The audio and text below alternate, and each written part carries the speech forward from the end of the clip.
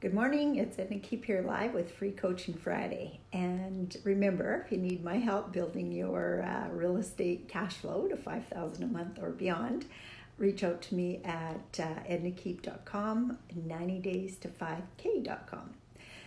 Anyway, so this is again coming about because of some conversations that I had with students this week. And I've done one similar to this before, and it's about I have an apartment building, now what? But this is I have an apartment building under contract, now what? What I find is a lot of people, most people who don't really know what they're doing, they try to negotiate everything up front. Because because with the house you have to, right? Like when you write that contract, it's pretty much done unless you go in and do an inspection and find out there's a furnace that's gone or the roof needs shingling, different stuff like that you might be able to go back on. But basically, the price that you write is usually the price that is given. When you're working with fix and flips and stuff like that, might be a different story. But if you're looking at buying a single family home or even a duplex, generally you're closing in 5 to 10 days. And there's not a lot of time to do a whole lot of due diligence. You want it done up front. With apartment buildings, it's different. I had a student this week that told me, I'm not having any luck with getting vendor takebacks. He said, I ask people when I call them, because he's doing some outward bound calls to apartment building owners, and one of the questions he's asking them is, would they be willing to do VTB or an AFS? And first of all, I explained to them, most vendors don't even know that they're called vendors, So vendor take back or a VTB is not in their language. So we have to talk to them direct about what that means. And I'm not saying all, lots of vendors know what that means, but not all. So that's a terminology that you have to be more detailed on. And that would be, would you be willing to hold some financing? And then a lot of times you have to explain to them what that means. But what I also explain to them is, don't ask for that on the phone when you're calling about a building. Get that building under contract first. 90% of your negotiating, 95% even, is going to happen after you have that building under contract. Because that's when you get the financials, that's when you get in to see the property. So much different than a house where you're getting in to see it before you make the offer, that sort of thing. Most apartment building owners do not want their tenants disturbed. They do not want their tenants to even know that they're thinking about selling. So think about that. If you do go through the building, or when you do, but if you do ahead of time, it's highly unlikely.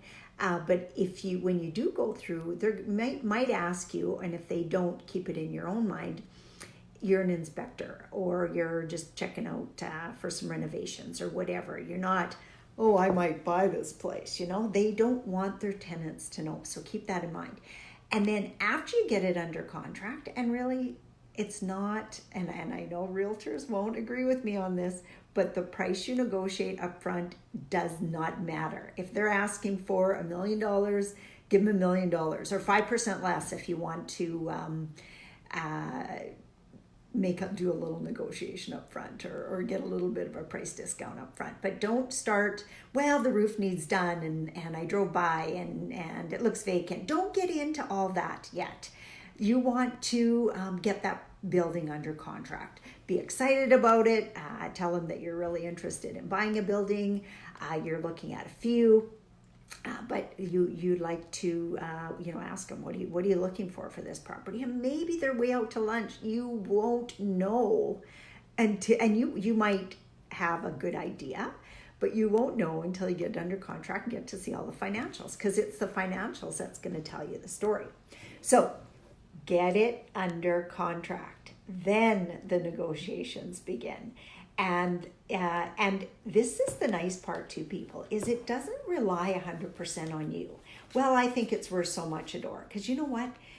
In reality, most of you won't know what it's worth a door. You need unless you've done a lot, of course, after a while you get to know. But even then, sometimes you're surprised by what the building's actually worth or valued at.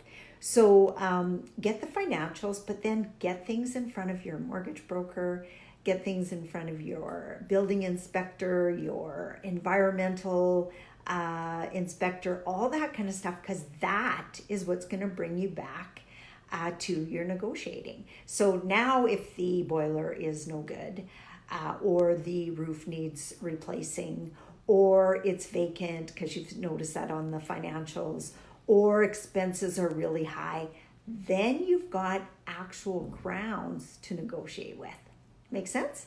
So remember, don't worry so much about what your offer is up front. Most sellers realize that the negotiation is going to happen afterwards. They just want to know that you're serious, that you're willing to put the property under contract and start working on it. There's so many tire kickers out there that don't actually do anything. They want to see your building, they want to bother you, they want to do this and that. Most people don't have time for that. So get it under contract, then start doing the due diligence, and use your team to help you with all of that. You don't need to know everything. Your team includes your coach too, if you're working with somebody, because they've been through the process a dozen or more times and they know what to be looking for. Do you get blindsided sometimes? Absolutely. But that is going to help you through 90% of your, I have a building under contract, now what? So hopefully that helped you. And if you need my help building that portfolio and increasing your cash flow through multifamily, reach out to me at edna@ednakeith.com. I love doing strategy calls with people to see if it's a good fit for us to work together, because it's not for everybody. Sometimes people are brand new beginners and not quite time to be moving on to working with me, but reach out to me. We can discuss it. I guarantee I'm not high pressure with anything. And I look forward to talking to you. Have a really, really good weekend. I know we have our first Christmas party tonight, or not tonight, tomorrow night, and it's at my house. So I'm always first in line. I love Christmas parties, other people's Christmas parties, but I really love my own Christmas party. So we're going to have a blast this weekend. So I hope you do too. And we'll see you all on Mindset Monday. Bye for now. Hi, Joanne. How are you?